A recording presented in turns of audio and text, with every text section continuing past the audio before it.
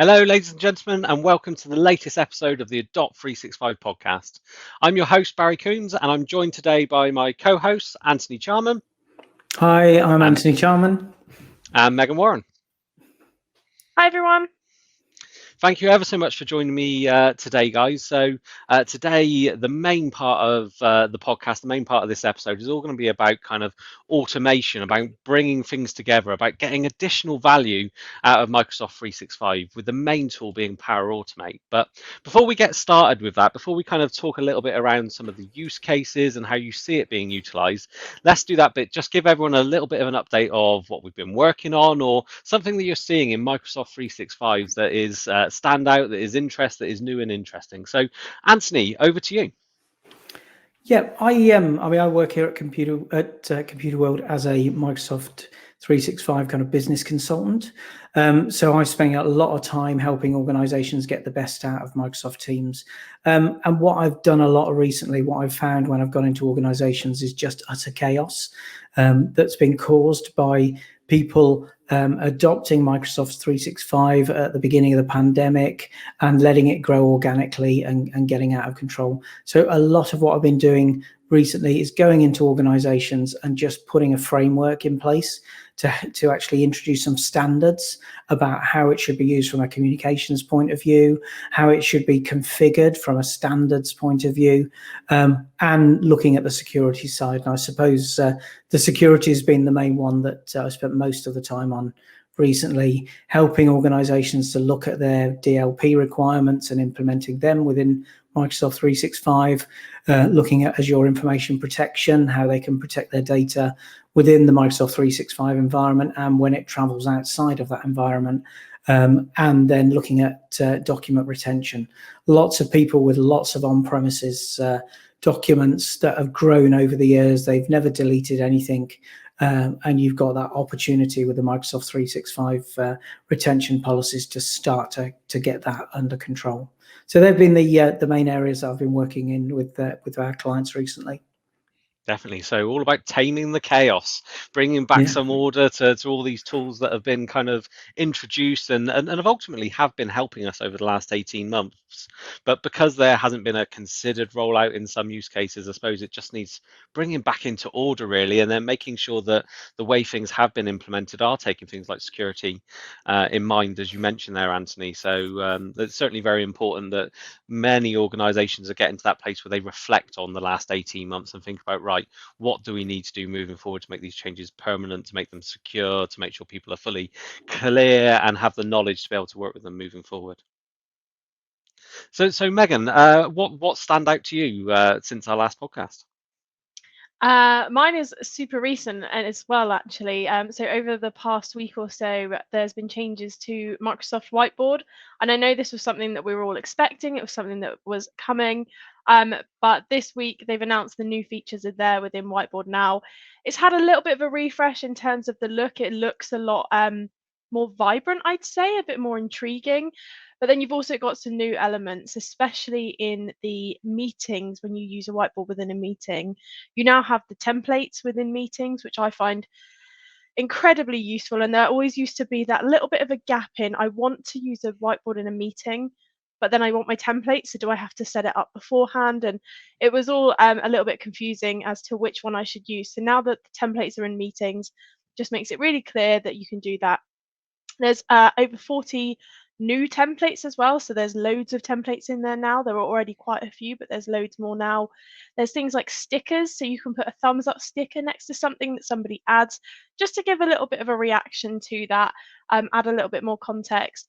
And then there's other things like different grids for sticky notes. You used to only be able to add one sticky note, but now you can have a grid of 8 and add to them and delete them and alter them a little bit more. So simple things that have just come to Whiteboard, but make a lot of difference, especially within those meetings, because it really helps you collaborate on that blank canvas within that meeting and sort of get all your ideas onto that space.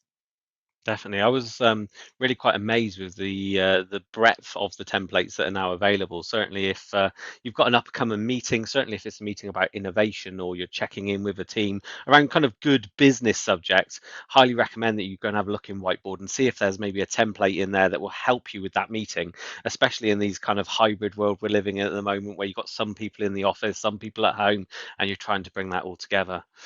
So I suppose for me, along the similar vein as both of you, really, I've been doing lots of work with our customers all around that clarity, helping them understand what is currently in place and how they're going to move forward to really cement their digital transformation with the tools in Microsoft 365.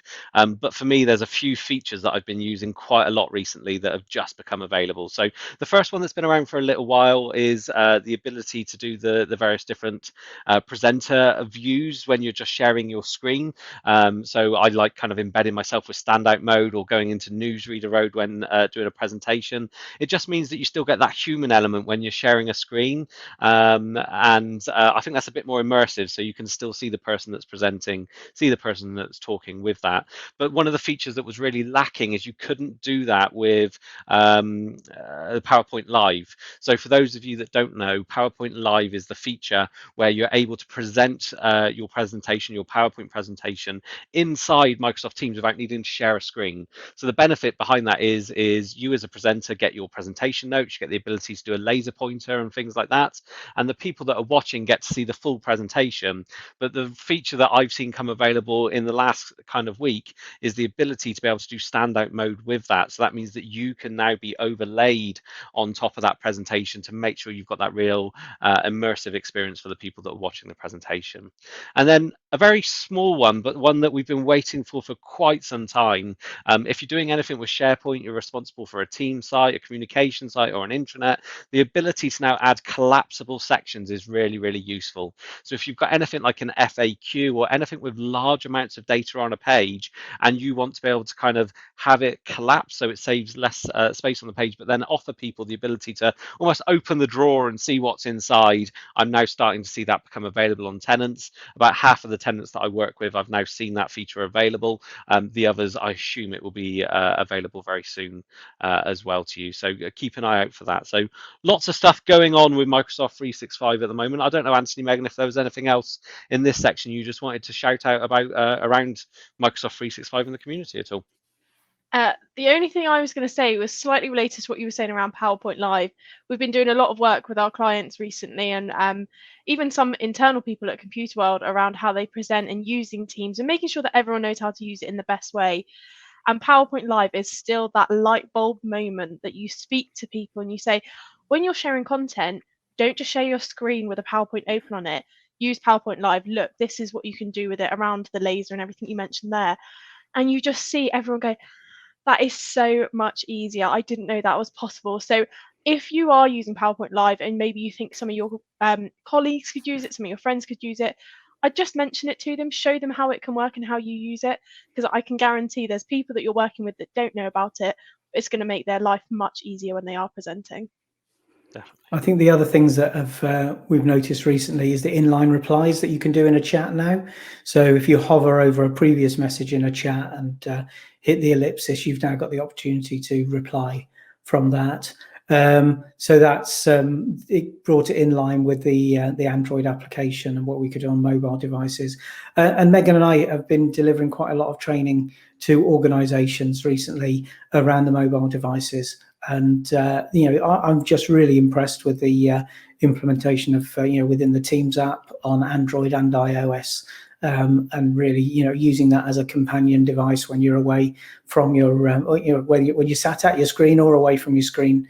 You can do so much in there, and it's not just that they've replicated the functionality, but they've made it very easy to use, knowing it's on a mobile device, like suggesting replies and things of that nature. So yes, it's if you've not got it loaded on a mobile device, I'd get it loaded on there and start to use that alongside how you're using it on your full desktop. Definitely. I don't know how we missed that one. The ability to reply in Microsoft Teams chat is something that people have been asking for so long. I always found myself going to my mobile phone if there was like a large conversation going on in a chat and I'd missed the opportunity to be the next person to respond. I would go onto my mobile phones just so I could do the reply on the mobile phone because it's been there for some time. The fact that you can now go onto it inside Microsoft Teams is really quite good. So the other thing, just to highlight, Microsoft Ignite will be happening between November the 2nd and November the 4th. Everybody at Computer World will be tuning in to watch all the sessions to find out what the latest is going to be announced from Microsoft. I think we're going to see some improvements into things like Teams rooms and the hardware becoming available in the UK for some of the intelligent speakers and things like that. So fingers crossed that's going to be quite exciting. So make sure you've headed over to myignite.microsoft.com and registered for that. So before we get on to the main subject of today, we wanted to put in, I suppose, a little bit of an advertisement, an interlude into our normal proceedings, because certainly us at Computer World and all the hard work that we do around the podcast and working with our customers, we've been putting together our own platform to help customers, help users get the most out of Microsoft 365.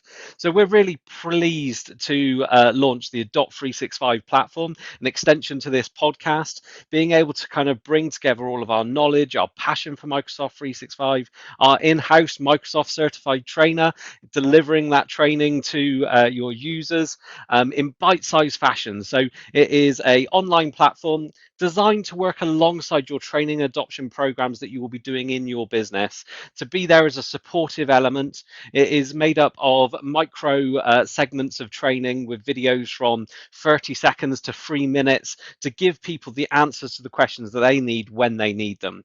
We're covering all of the main aspects of Microsoft 365, so you can easily filter through the applications to find the information that you want.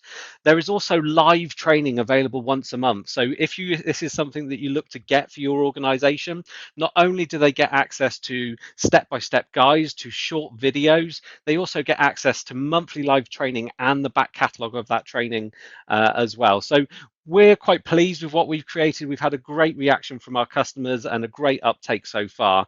Certainly, if you would like some more information about our Adopt 365 training platform for Microsoft 365, please reach out to myself, Meg, and Anthony, or go to the Computer World website or adopt365.co.uk and find out a little bit more.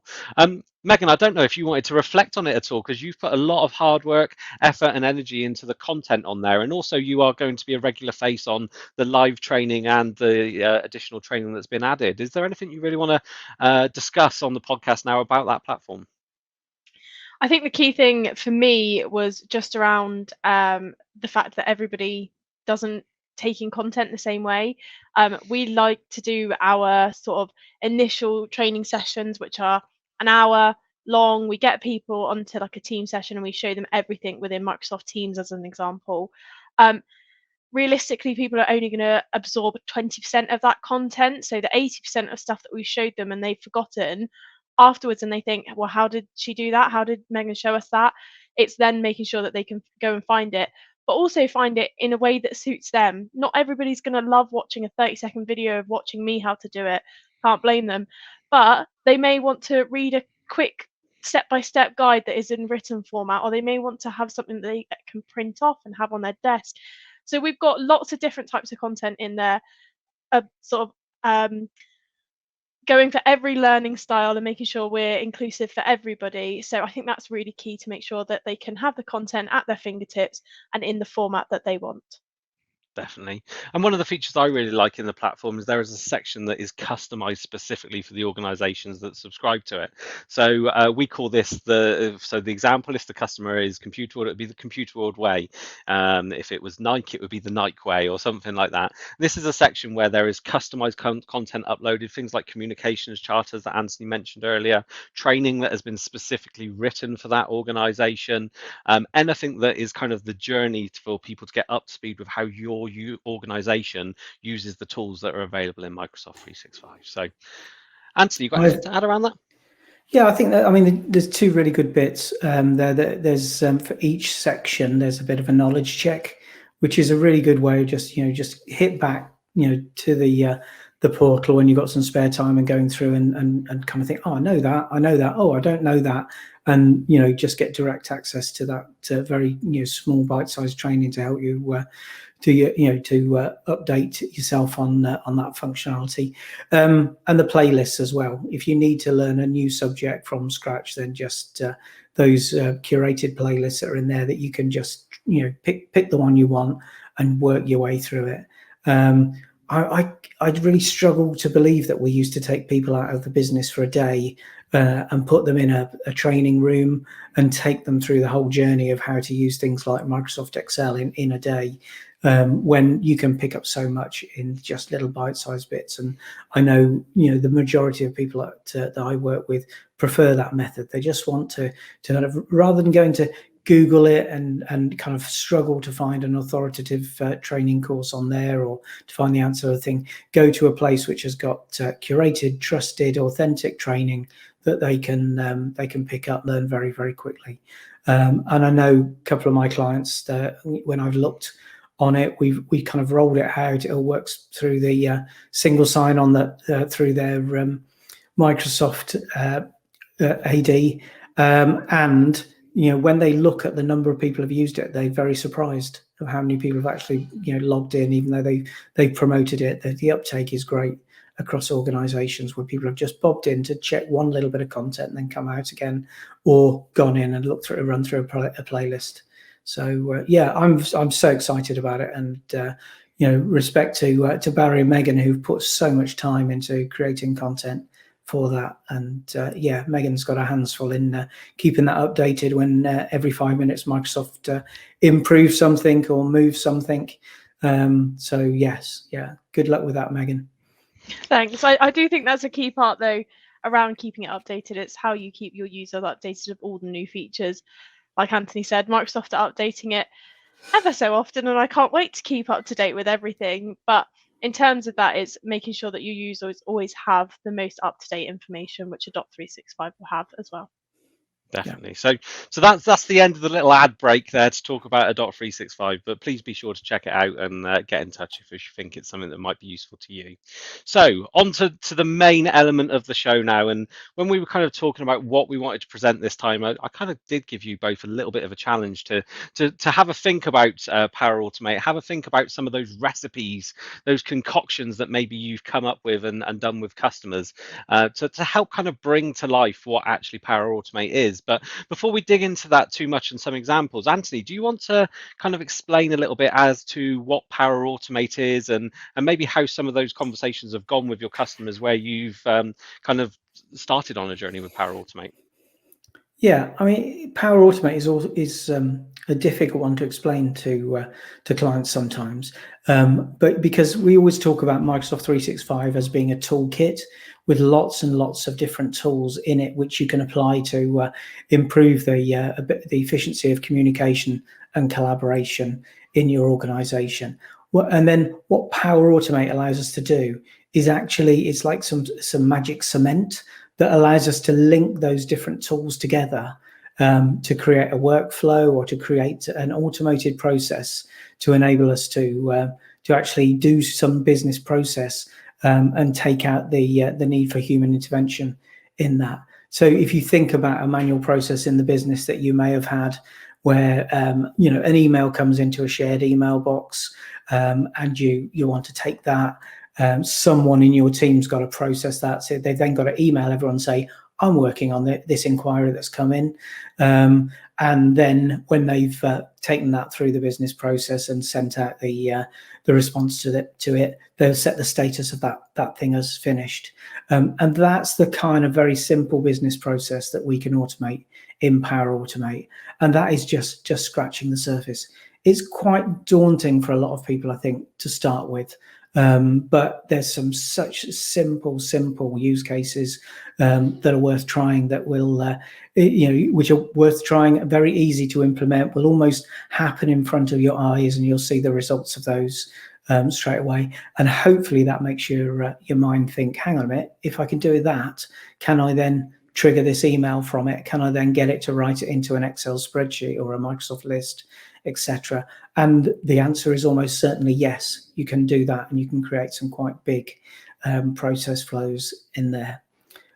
So yes, that's the basics of Power Automate. I don't know, Megan, do you want to pick up from there and talk about some of your experience with it? So just to reflect, Anthony, there on some of the things you said. So first of all, in that description, I hate to do this, but in the description, I find that using the competitor's product name often helps me describe the product. So one of the competitors to Microsoft Power Automate, or Flow as it used to be called, is a company called If This Then That. And to me, that really helps me explain what Power Automate is. It's when you look at a process and you say, if this happens, that's your trigger, then do this. So if this, then that. And you're able to then bring together those kind of multiple applications to help stitch together things that are going together there. So I suppose, Anthony, as a starting point, before we kind of go over to Megan's example, how do you normally get involved in the conversations around Power Automate?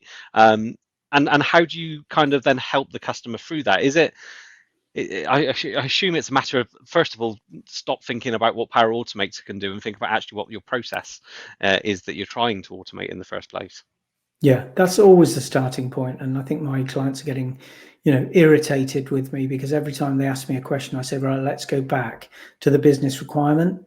What are you trying to achieve in this process? And then let's look at the process and what triggers it at the moment, because we can trigger a Power Automate process in a number of different ways. It could be an email coming in triggers that process. It could be you can do it so you can trigger it from just pressing a button on a mobile device, and that will trigger the process. It could be you've created an appointment in a calendar, etc. So there's lots of ways in which we can trigger the process, and then we need to think through that business process to say, what does it need to do? Do I need an acknowledgement email to go out to the client? Do I need to write that information into a database of some format, be it an Excel spreadsheet or a SharePoint database or a SharePoint list? And then who do I need to tell that has happened to? So, I just always go back to a bit of paper and draw out the process, and then think about how we're going to automate that and make sure it's an efficient process before we start automating it, because Power Automate just changes the ways in which you want to do things. Maybe you no longer need a shared inbox for inquiries coming into your organization. Maybe we're going to turn that into a Microsoft form that's published on your website, and things like that. So all of those tools are available in the Microsoft 365 environment, can be linked together with this glue, which is what Power Automate is. And we just need to sit back and plan that process before we then go and put the necessary, not code, but the steps in place in Power Automate to make it work for you. Definitely. I think Microsoft kind of refers to this whole kind of area of Microsoft 365 as kind of like empowering the citizen developers. So this isn't needing a team of developers to go in there and code, as you said there, Anthony. It is enabling those those people that have a will to be able to do these kind of things, to be able to access that. And we'll maybe come back on that in a moment around some of the controls and things like that you've been looking at. But before we do, Megan, I think kind of a prime example as to how one of these things, one of these flows can work inside Power Automate, and how maybe you as a citizen developer, as a marketing manager in your day job, maybe could you give us an overview of what I like to refer to as one of the recipes that you've put together in Power Automate to help you out? Yeah, so in my example, as you said, in marketing, we have events, we have webinars, and we have people registering for those events. So the first sort of part of this is, how do we capture that information? How do we capture that registration? Once we have that registration, then what happens after that? And it used to be quite a manual thing that we used to have to do. But in terms of, we've got the information now, I want to make sure that, one, we're informed of that registration. Two, we can make sure we share that information with the rest of the team. And then three, make sure it's accessible to everybody when they need to find it. So we set up a Power Automate around this using all Microsoft 365 applications. So it is fully Microsoft. And actually, something to mention is, when I started setting up this Power Automate, when I went on to create one, only typed in forms or email and something like that, and then it finds the template, which makes it so much easier for you to set up because it's already got those steps in there. You just have to fill in the information, and then you can add extra steps if you need to. So in my example, we collect the information through Microsoft Forms. Very simple form, just set up saying what's your name, email, company, etc. Once somebody then submits that form and registers for the event, it does a number of things. So Power Automate sends an email to me saying, you've got a new registration. It's in my inbox, I can see that. But to make sure that I haven't then got to distribute that to everybody and say to everybody that it's a new registration's been made, it adds it to a Microsoft list within a shared team. And that list is actually also embedded on our intranet. So if anybody wants to go and see it, they don't have to be part of the team. They can just go into the intranet, see that information, and see the full list of registrations there, so we can see the latest registrations. But what it's also doing is it's sending that confirmation email to the attendee saying, thanks for registering, make sure you build your agenda here. So there's about 4 or 5 steps that are happening after that registration that requires no input from anybody from the marketing team, anybody from any other team to actually step in and get involved in that. It's automating that process, it's sharing that information, and it just makes that process a lot slicker for us. Definitely. I think it's one of those prime examples where business need was identified, process was understood, what needs to happen from someone registering all the way through to the people need a forming, and even beyond that, being able to maybe send goodies out to attendees or anything like that could probably even be captured and monitored in the Microsoft list from that perspective. I think there's obviously a step there to go, do we have a business system that should be doing this for us today? Are we trying to circumvent something that's already in place? No. So then how can we stitch these components together from that perspective? So thank you for the example there, Megan. I think that's really interesting. And how have you found using Power Automate to bring these things together?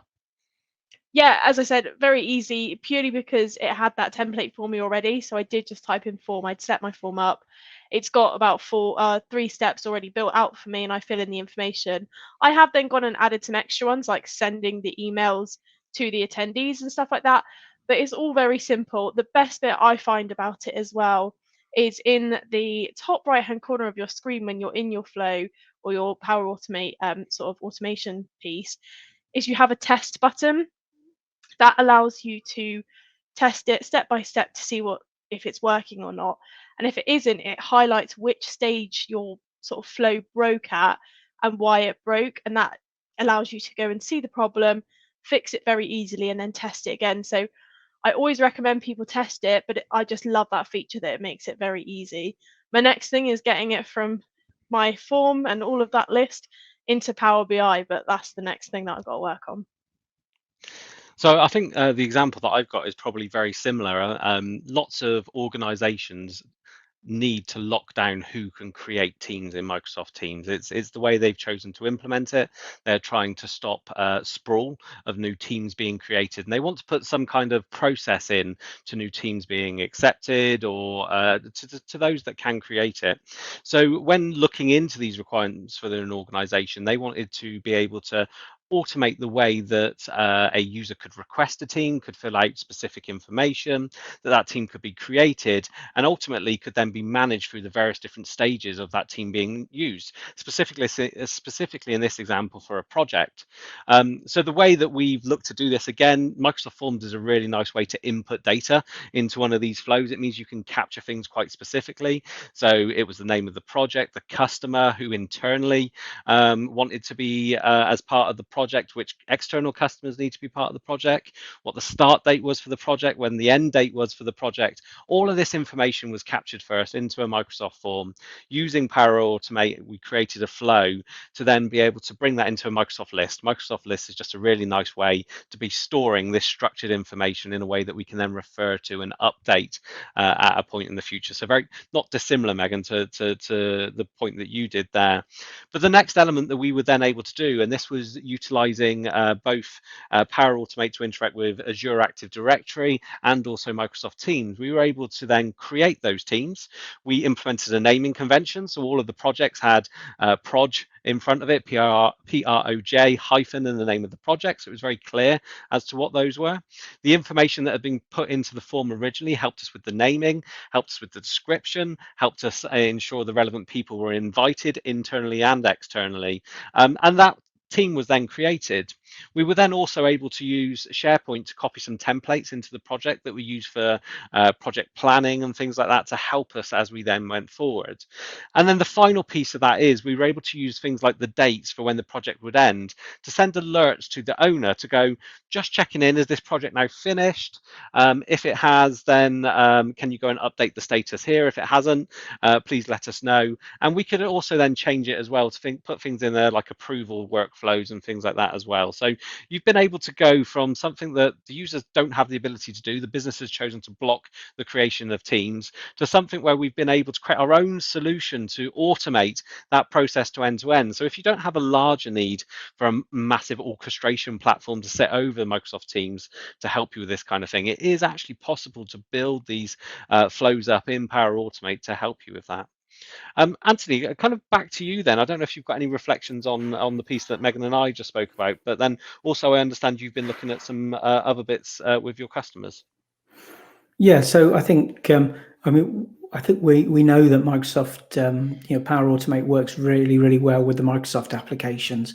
Certainly doing integrations between OneNote, Planner, Calendar, Outlook, To Do, all of that works really well, and I use a lot of that on a fairly day-to-day basis now. It's also got some really clever little things it'll do, like, every time an email comes in, it'll strip the attachment off and put it into my OneDrive. So I've always got those attachments in a separate place. Just some very, very simple things in there. I would encourage people just to go into the Power Automate dashboard and look at the kind of list of templated flows that are there. But where I find it really, really useful is when working with clients who use non-Microsoft applications, things like Jira, Trello, or what Microsoft OneDrive and things of that nature, because there's just a vast number of templated flows and modifiable templates from there that we can use to start to integrate those applications into our Microsoft environment. So that's just. I would encourage people to just go and look and search on the applications they use on a day-to-day basis and see what functionality is available there. I also, I've used ones just in a simple use case. My daughter's coursework needs to be submitted to her OneDrive within the university, but she runs a Windows 10 laptop and has got a Google Drive in the university. She keeps everything on OneDrive on her laptop, and you can set it up using Flow just to synchronize those things. So when a new file comes into her OneDrive, it will synchronize it directly into to Google Drive. So yeah, just really, really powerful stuff there. Things with triggering things from Twitter as well. And it just all gives you a good way, a really good way of integrating third-party applications into the Teams environment, which often complements those applications and the functionality of those applications give by actually integrating them as a tab within a team. So that's, I would have a look at that dashboard, go into the Power Automate dashboard and search for the applications you're using and see what people have done with them. Because I've not found anything yet that can't be done in that environment. So yeah, that would be my tip, is have a look at how you can use those things. Fantastic. So I suppose another side of this is the ability to kind of control and govern what goes on a little bit here. And I suppose part of that is education, making sure that people are aware of what they should be automating and what they shouldn't be automating and who has access and things like that. But there's also some other tools as well, Anthony, I understand? Yeah, so I spent the beginning of this call saying about how I spend my whole life trying to sort out the chaos that has happened from people, just ad hoc and organically creating teams and configuring the Teams environment.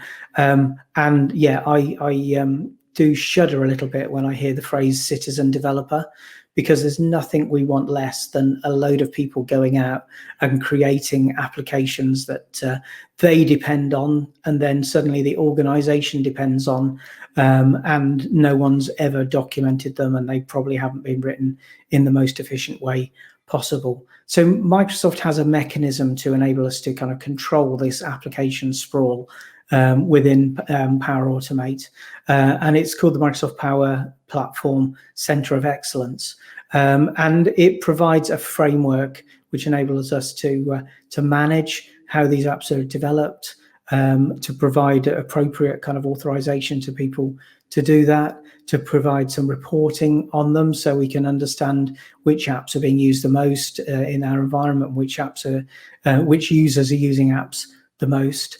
And it also provides a governance framework. I'm just starting to explore where this fits in to some of the organizations I work with. And I think we'll do a larger section in a subsequent podcast around this, because it is just so important that we don't let people go and do their own thing, make mistakes in it potentially, and then those applications become kind of part of the business critical kind of flow of a business.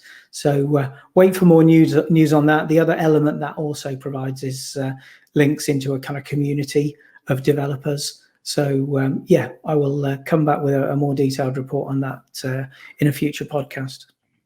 Fantastic, thank you very much. So I think we've given a good understanding there of what Power Automate is. To use the competitor's name, it offers you sort of if this then that style automation for anything to do with Microsoft 365. It is limited by the permissions that you have, so it's not going to allow you to an end user to go and orchestrate Azure Active Directory if they don't have the permissions to do that. There is the controls around it, but equally we probably need to start by focusing on the business process. What is the process we need? What is the manual steps that we're currently doing? What is the pain that we've got? We then need to ask ourselves the question, is there a business system we really should be doing this in, like a ERP system or a CRM system or something like that? Or actually, is there a gap where Power Automate is maybe going to help us from that? We start by looking at Power Automate, by looking at the recipes, looking at the built-in templates that are available that you can pick through to give you a starting point. And then you're able to start the journey of selecting your triggers, selecting your actions, and bringing things together to be able to help you to go and do that. A recommendation for me is where you do create something that is useful for the business, make sure you share that with your relevant colleagues, so it isn't just you that has access to you, so to it. So the day you go on holiday, something breaks in it, you need to have other people that are aware of what is going on. So make sure you document it, make sure that the IT team are aware of it so they can help you support it, and they have the availability to go and see what the errors are or go and fix any problems that are happening. And then we've got the wider bits that Microsoft are now looking at around the Power Platform Center of Excellence and things like that that Anthony mentioned. So as we bring the podcast to an end, Megan, Anthony, is there any final thoughts that you'd like to share with our listeners? I'll let you go first, Anthony. I'm trying to think. I think we've covered quite a lot today. I've had my head in Microsoft 365 security and compliance for quite some time now, and there's loads and loads of really good stuff there. But I don't really want to start on that conversation, or we might be here a long time. But yeah, another podcast will unpick DLP, the real why you need it in an environment where, in the past, your way out of your organization for most information has been email. And when you introduce Microsoft 365 into the organization, you open up so many different pathways for that information to go out that you need to think carefully about how you protect it. But that's a whole different story away from Power Automate, and I don't want to detract from that. Fantastic. Megan? No final thoughts really. We've said a lot. I definitely just recommend people going to look at those templates, not building them for the sake of building them, obviously needing a real business case to build them. But if you do have that business case, just go and have a look at the templates and see what is possible, and then test it before you think it's working, because sometimes, or half the time, mine seem to be broken in some way, shape or form. But that test is just super easy for me to go and fix them after finding that out. But So thank you ever so much, everyone, for listening into the Adopt 365 podcast. I hope you found the information we've shared with you today really useful. Remember about the Adopt 365 platform that we now have available. If you think that's going to be useful to your business, please reach out to us. And also remember the homework that Megan has set for you. Go and log into Power Automate, have a play, have a look at some business flows that you can do to see what it does for you and your organization. We look forward to you tuning in to the next Adopt 365 podcast. Speak to you soon.